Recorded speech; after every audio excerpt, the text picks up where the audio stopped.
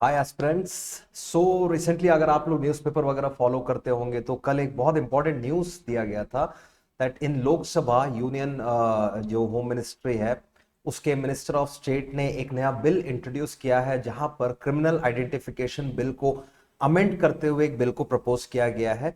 जो कि पहले प्रीवियस प्रोसीजर था कि कोई भी पर्सन को अगर डिटेन किया जाता है तो उसके क्या कुछ सैंपल्स लिए जाएंगे एंड इस बिल में किस तरह के अमेंडमेंट्स बोले जा रहे हैं, क्यों इस बिल पे इतना ज्यादा हल्ला हो रहा है, ऑपोजिशन इस पर बार बार अटैक कर रहा है, दे आर सेइंग कि this bill will violate the fundamental rights. But current scenario को, ग्लोबल सिनेरियो को, टेक्नोलॉजी बेस्ड क्राइम्स को देखते हुए इस बिल को लाना भी जरूरी है। तो समझते हैं इस बिल में क्या कुछ ऐसे पॉइंट्स थे जिसको लेकर के क्रिटिसाइज किया जा रहा है एंड सबसे इंपॉर्टेंट चीज हमारे एग्जाम के पर्सपेक्टिव से क्या important points, major takeaways होंगे इस आर्टिकल्स, राइट। तो चलिए स्टार्ट करते हैं। So I am Shreyas, one of your mentors from फूलजन and will be discussing criminal procedure identification bill 2022। पिछले बिल से कैसे डिफरेंस है, किन पॉइंट्स पर डिफरेंशिएट करता है और इस पर क्रिटिसिज्म क्यों हो रहा है, एंड एट लास्ट जो भी इंपॉर्टेंट पॉइंट्स, इंपॉर्टेंट टॉपिक्स यहां से क्वेश्चंस पूछे जा सकते हैं उनको भी हम इस वीडियो में डिस्कस करेंगे। तो गाइस वीडियो को लास्ट तक जरूर देखिए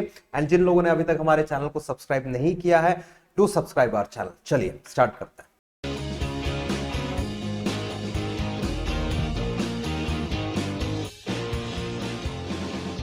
So, the important questions that might be asked from this particular topic, introducing ministry, किस मिनिस्ट्री ने इस बिल को इंट्रोड्यूस किया है, इसके यूनियन कैबिनेट मिनिस्टर कौन है, as well as minister of state कौन है। ठीक है, नेक्स्ट पॉइंट वही है। मेजर प्रोविजंस क्या है, जैसे कि मैंने बोला कैसे ये डिफरेंशिएट करता है प्रीवियस एक्ट से। फंडामेंटल राइट्स, कौन कौन से फंडामेंटल राइट्स की वायलेशन की बात कर रहा है, लाइक आर्टिकल 21 है, आर्टिकल 23।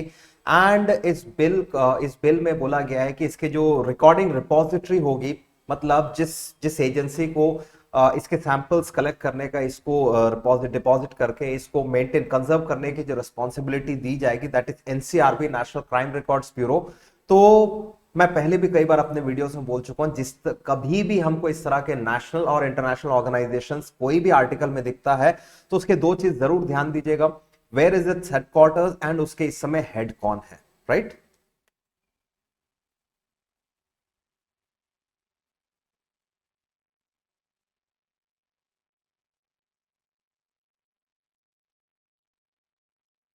जिन लोगों ने अभी तक हमारे टेलीग्राम चैनल को सब्सक्राइब नहीं किया है, गाइस टेलीग्राम चैनल को सब्सक्राइब करें। Very frequently we use to conduct mini mocks, उसका डिस्कशन होता है, काफी सारे regular test, practice based test वहां पर प्रोवाइड किया जाता है। Apart from this the monthly magazine Catalyst, जिसमें पूरे मंथ के सारे ही इंपॉर्टेंट न्यूज कवर किए जाते हैं, right from national, international, important appointment, sports, awards, honours, ये सारी चीजों को कवर करते हुए इंपॉर्टेंट लीगल न्यूज, जो भी मंथली लीगल न्यूज होता है।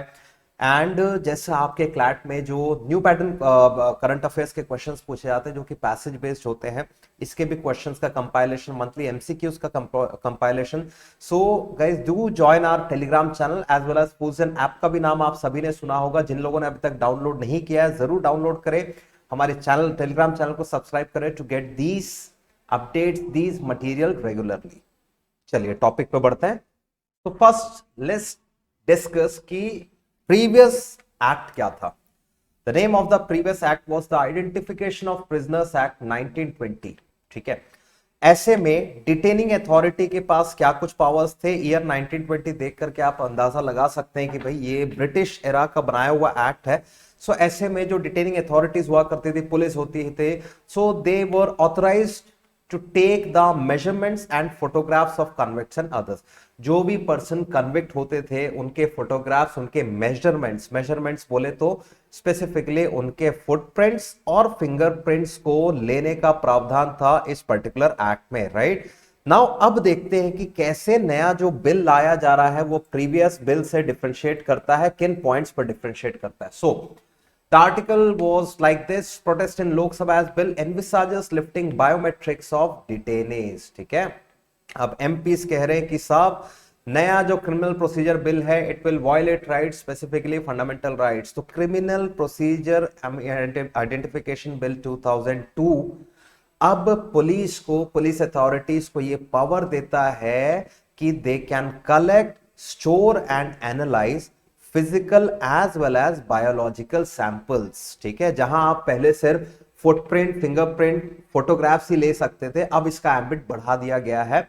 अब आप physical as well as biological samples collect कर सकते हैं। मतलब अगर ये बिल एक्ट बनता है तो biological samples will include retina हो गया, आइरिस स्कैन हो गया, ये सारी चीजों को आप अब मतलब अपने पास कंजर्व करके रख सकते हैं।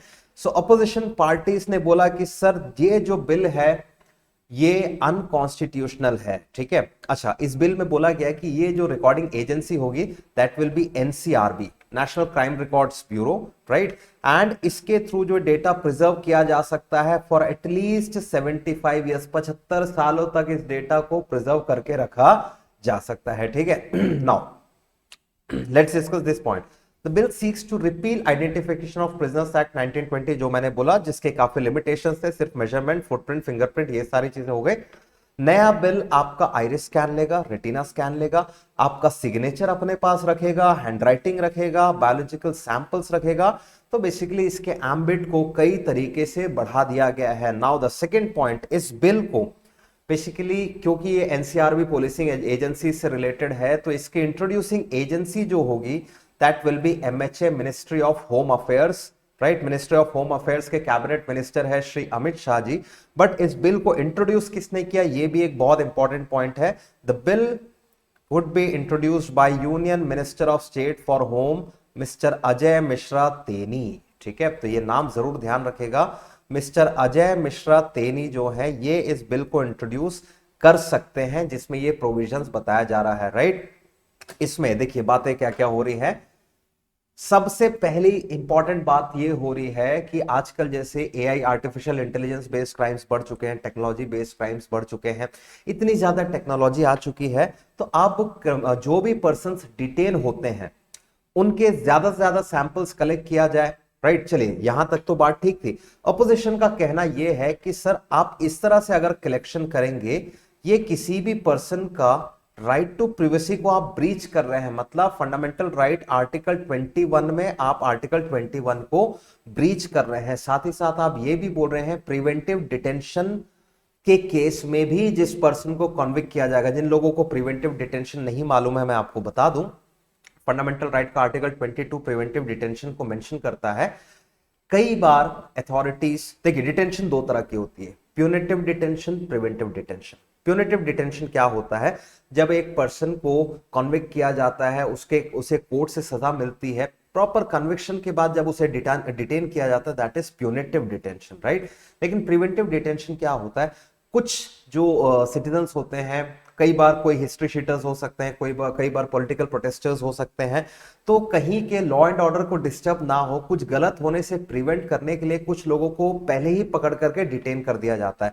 तो अब इस बिल में अंदाजा लगाया जा रहा है कि ये जो प्रिवेंटिव डिटेंशन जिन लोगों के साथ होगा, उनके भी सैंपल्स कलेक्ट किए जा सकते हैं, जो उस पर्सन के राइट टू प्रिवेसी का बीच होगा, जो सीधे सीधे आर्टिकल 21 को अटैक करता है, ठीक है।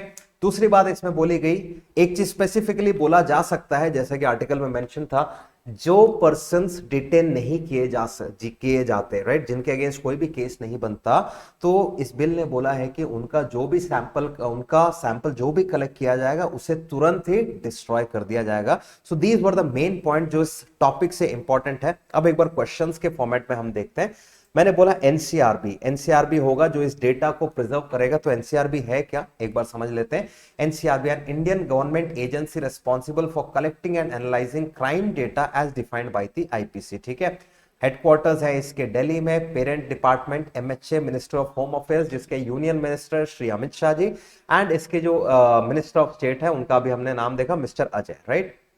एनसीआरबी सेटअप किया गया था in the year 1986 and the agency executive is विवेक गोगिया, जो कि उस एजेंसी के इस समय डायरेक्टर है, राइट। एक बार और मैं आपको बता दूं क्या चीजें हमने डिस्कस करा इस वीडियो में। प्रीवियस बिल में सिर्फ बात होती थी मेजरमेंट्स की, फुटप्रिंट, फिंगरप्रिंट, फोटोग्राफ, राइट। इस बिल में कुछ डिफरेंसेस लाए गए। इस बिल में बोला गया कि अब इसका एम्बिट बढ़ाया जाएगा, बायोलॉजिकल सैंपल्स, फिजिकल सैंपल्स जैसे रेटिना है, सिग्नेचर है, आइरिस स्कैन है, आपके बायोलॉजिकल सैंपल्स, ये सारी चीजों को अब कलेक्ट करने का प्रावधान बन सकता है, साथ ही साथ जो पर्सन डिटेन नहीं हुआ है उसके सारे सैंपल्स को डिस्ट्रॉय भी किया जा सकता है, right. Now let's go through the important questions that might be asked from this topic.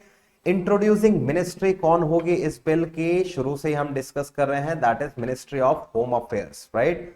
MHA will be the introducing ministry. Name of the union minister Shri Amit Shah ji, minister of state mister Ajay, right. Major provisions क्या है, कैसे previous act से difference है, ये भी हमने mention कर लिया। फंडामेंटल राइट्स जो मेंशन किया गया, राइट टू प्रिवेसी ब्रीच होने की बात किया जा रहा है, दैट इज आर्टिकल 21। साथ ही साथ right to privacy UN declaration rights 1948 के आर्टिकल 12 में भी मेंशन किया गया है, इस फैक्ट को जरूर ध्यान में रखिएगा। And the last point is national crime records bureau NCRB, जिसके हेडक्वार्टर्स है दिल्ली में, पेरेंट ऑर्गेनाइजेशन है MHA and head is Vivek Gogia, right. So ये इतने ही सारे इंपॉर्टेंट पॉइंट्स थे इस पर्टिकुलर बिल से जो हमसे एग्जाम में पूछे जा सकते हैं। एंड वंस अगेन, जिन लोगों ने अभी तक हमारा ऐप नहीं डाउनलोड किया है, guys do download our app. काफी सारे free lectures, free material, previous year question paper, ये सारी चीजें आप वहां पर एक्सेस कर सकते हैं, मॉक टेस्ट दे सकते हैं, पर्सनलाइज्ड रिपोर्ट अपना ले सकते हैं, right. So that's all from this video, thank you.